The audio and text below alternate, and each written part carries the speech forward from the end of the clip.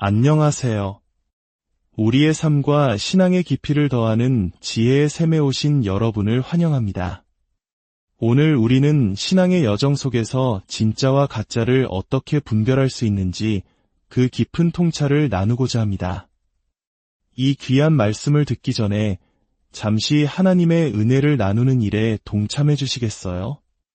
이 영상이 당신의 마음에 울림을 준다면 좋아요를 통해 마음을 표현해 주시고 공유를 통해 이 은혜를 주변 사람들과 함께 나누어 주십시오. 구독을 하시면 저희가 드리는 지혜의 여정에 계속 함께 하실 수 있습니다. 여러분의 작은 실천이 하나님의 말씀을 더 널리 퍼뜨리는 귀한 도구가 됩니다. 이 채널을 통해 말씀을 듣는 모든 분들의 삶에 하나님의 평강이 가득하기를 기도합니다. 자, 이제 우리는 약 2000년 전 고대 세계의 무역과 문화의 중심지였던 에베소로 시간여행을 떠나보겠습니다. 오늘날의 서울이나 뉴욕처럼 온갖 사상과 철학, 종교가 들끓었던 도시. 그곳에서 젊은 목회자 디모데는 스승이자 영적 아버지인 사도 바울로부터 아주 중대한 임무를 부여받습니다. 바로 거짓 가르침에 맞서 교회를 지키라는 명령이었습니다. 오늘 우리가 함께 묵상할 디모데전서 한 장의 말씀은 단지 오래된 편지가 아닙니다. 그것은 시대를 초월하여 오늘을 살아가는 우리에게 가짜 기독교의 위험성을 경고하고 참된 믿음의 본질이 무엇인지를 밝혀주는 생명의 등불과도 같습니다. 바울은 편지를 시작하며 자신이 하나님의 명령을 따라 그리스도 예수의 사도가 되었음을 분명히 밝힙니다. 이것은 개인적인 자랑이 아닙니다. 자신의 권위가 인간에게서 난 것이 아니라 우리 구원자이신 하나님과 우리의 소망이신 그리스도 예수께로부터 직접 왔음을 선포하는 것입니다. 이 선포에는 무게가 있습니다. 지금부터 디모데에게 전할 모든 말은 사사로운 의견이 아니라 교회의 머리 되신 그리스도의 메시지 그 자체라는 뜻입니다. 바울은 자신의 영적인 아들 디모데에게 은혜와 긍휼과 평강이 함께하기를 축복합니다. 그리고 곧바로 본론으로 들어갑니다. 내가 마게도냐로 갈 때에 너를 권하여 에베소에 머물라 한 것은 어떤 사람들을 명하여 다른 교훈을 가르치지 말며 신화와 끝없는 족보에 몰두하지 말게 하려 함이라. 당시 에베소 교회 안에는 심각한 문제가 자라나고 있었습니다. 내부에서 발생한 위협이었습니다. 바울이 사도행전 20장에서 에베소 장로들에게 눈물로 경고했던 그대로였습니다. 내가 떠난 후에 사나운 이리가 여러분에게 들어와서 그 양떼를 아끼지 아니하며 또한 여러분 중에서도 제자들을 끌어 자기를 따르게 하려고 어그러진 말을 하는 사람들이 일어날 줄을 내가 아노라. 바울의 예언은 현실이 되었습니다. 이 거짓 교사들은 어떤 사람들이었을까요? 그들은 매우 지적으로 보였을 것입니다. 신비로운 신화나 복잡하고 끝없는 족보 이야기를 풀어내며 사람들의 지적 호기심을 자극했습니다. 마치 남들이 모르는 특별한 비밀 지식을 가진 것처럼 행세하며 신앙의 본질과는 상관없는 주제들로 사람들을 현혹했습니다. 그들의 가르침은 사람들을 더욱 거룩하게 만드는 것이 아니라 끝없는 논쟁과 분열, 그리고 혼란만을 낳았습니다. 도덕적으로도 교리적으로도 교회 공동체를 병들게 하고 있었던 것입니다. 이는 마치 어린아이에게 장난감 돈다발을 쥐어주는 것과 같습니다. 아이는 그것이 진짜 돈인 줄 알고 세상을 다 가진 듯 기뻐하겠지만 가게에 가서 아무것도 살 수 없다는 사실을 깨닫게 될 뿐입니다. 영적으로 미성숙한 성도들은 이 거짓 교사들의 화려하고 그럴듯한 말에 쉽게 속아 넘어갑니다. 진짜 영적 양식과 가짜 지식의 차이를 분별할 능력이 없기 때문입니다. 바울은 이 심각성을 누구보다 잘 알고 있었습니다. 그래서 단호하게 명령합니다. 디모데야, 그들이 더 이상 거짓 교리를 가르치지 못하도록 막아라. 그렇다면 바울이 말하는 참된 가르침, 이 명령의 궁극적인 목표는 무엇일까요? 그것은 바로 사랑입니다. 5절 말씀은 이렇게 증언합니다. 이 교훈의 목적은 청결한 마음과 선한 양심과 거짓이 없는 믿음에서 나오는 사랑이거늘 거짓 가르침이 논쟁과 혼란을 낳는 반면 참된 하나님의 말씀은 우리 안에 사랑을 꽃피웁니다. 이 사랑은 막연한 감정이 아닙니다.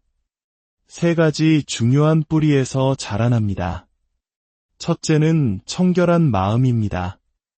이것은 죄를 회개하고 예수 그리스도의 보혈로 깨끗하게 시듬받은 마음을 의미합니다. 하나님 앞에서 정직하고 순결한 동기를 가진 마음입니다. 둘째는 선한 양심입니다. 죄책감에서 해방되고 하나님의 뜻에 순종하며 기쁨을 느끼는 양심입니다. 무엇이 옳고 그른지를 분별하며 하나님의 법을 사랑하는 마음의 상태입니다. 셋째는 거짓이 없는 믿음입니다. 꾸밈이나 위선이 없는 진실하고 순전한 믿음입니다. 이 믿음은 그리스도와 그분의 모든 은혜를 온전히 끌어안는 것이며 예수님을 향한 진정한 사랑과 그분의 사랑을 받은 모든 이들을 향한 사랑으로 나타납니다. 이 3가지, 즉 청결한 마음, 선한 양심, 거짓 없는 믿음이 우리 안에 온전히 자리 잡을 때 비로소 가장 아름다운 보석인 진정한 사랑이 열매 맺게 되는 것입니다. 거짓 교사들은 스스로 율법의 선생이 되기를 원했지만 자신들이 말하는 것이 무엇인지조차 깨닫지 못했습니다. 그들은 율법을 잘못 사용하고 있었습니다. 바울은 이 지점에서 율법 자체에 대한 오해가 생기지 않도록 중요한 설명을 덧붙입니다. 그러나 율법은 사람이 그것을 적법하게만 쓰면 선한 것임을 우리는 아노라. 율법은 그 자체로 선하고 거룩합니다. 문제는 율법을 사용하는 사람들에게 있었습니다. 거짓 교사들은 율법을 자신들의 지식을 뽐내고 기이한 해석을 만들어내는 도구로 삼았습니다. 그들은 율법이 정죄하는 불의와 죄악을 보면서도 결코 그 율법의 거울에 자기 자신을 비추어 보지 않았습니다. 마치 의사인 척하며 환자들의 병을 진단하지만 정작 자신이 심각한 병에 걸려 있다는 사실은 깨닫지 못하는 것과 같습니다. 바울은 율법의 참된 목적을 명확히 설명합니다. 알 것은 이것이니 율법은 옳은 사람을 위하여 세운 것이 아니요 오직 불법한 자와 복종하지 아니하는 자와 경건하지 아니한 자와 죄인과 거룩하지 아니한 자와 망령된 자를 위함이며 이어서 살인, 음행, 거짓말 등 10계명을 따라 인간의 끔찍한 죄악들을 나열합니다. 율법의 역할은 무엇입니까? 율법은 우리에게 고삐와 같습니다. 죄를 향해 달려가는 우리를 멈추게 합니다. 율법은 거울과 같습니다. 우리 영혼의 더러운 죄를 비추어 보여줍니다. 율법은 길을 잃은 자에게 방향을 알려주는 안내자와 같습니다. 그러나 스스로 의롭다고 여기는 사람에게 율법은 아무런 의미가 없습니다. 스스로 깨끗하다고 믿는 사람에게 거울은 필요 없으며 길을 안다고 확신하는 사람에게 안내자는 거추장스러울 뿐입니다. 율법의 참된 기능은 우리를 완전히 부서뜨리는 데 있습니다. 우리 자신의 힘으로는 결코 하나님의 의로운 기준에 도달할 수 없다는 절망적인 사실을 깨닫게 하는 것입니다. 그리고 그 처절한 절망의 자리에서 우리로 하여금 구원자를 향해 부르짖게 만드는 것입니다. 율법이 우리를 죄의 깊은 수렁으로 밀어넣을 때 비로소 우리는 복음이라는 영광스러운 동아줄을 붙잡게 됩니다. 이것이 바로 사도 바울 자신이 겪었던 체험입니다. 그는 15절에서 모든 신앙의 핵심이 되는 위대한 고백을 합니다.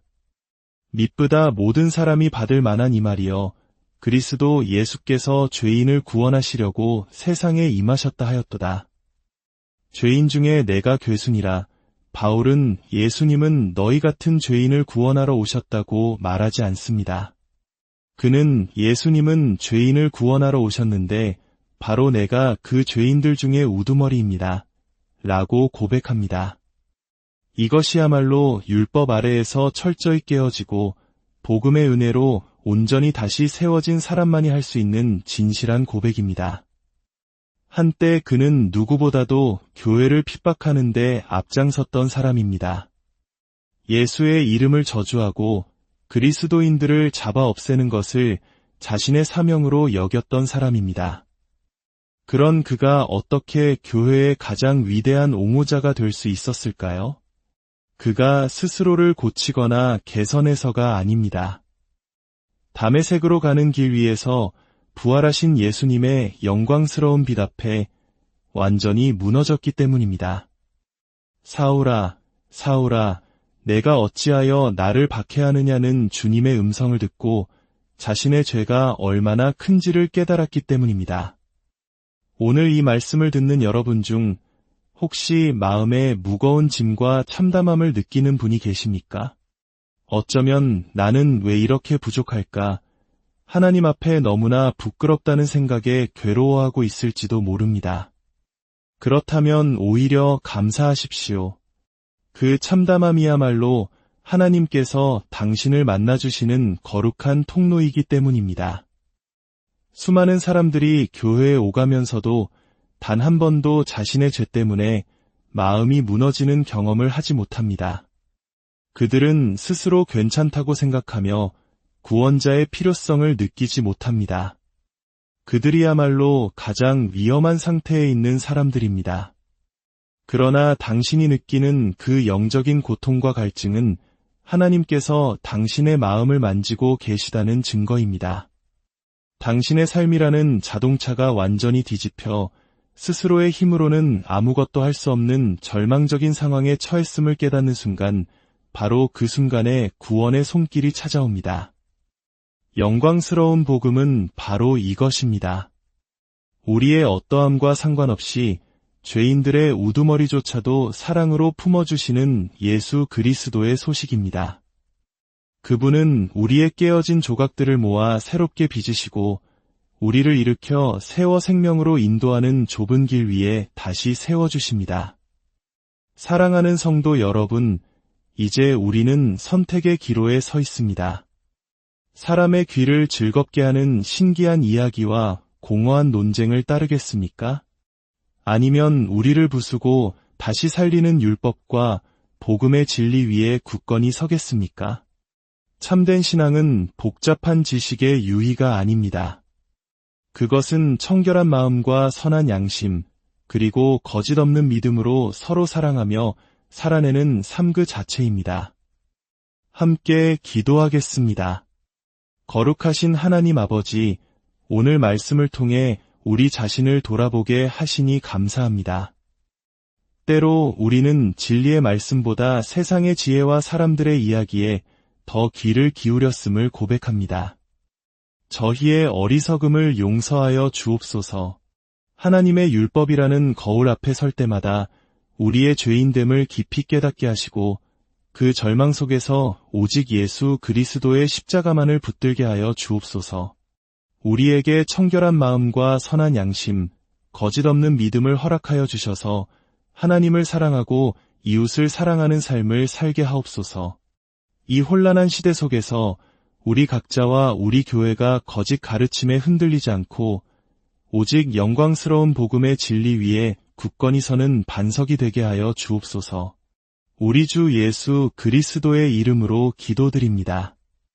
아멘. 생각의 여정에 함께해 주셔서 감사합니다.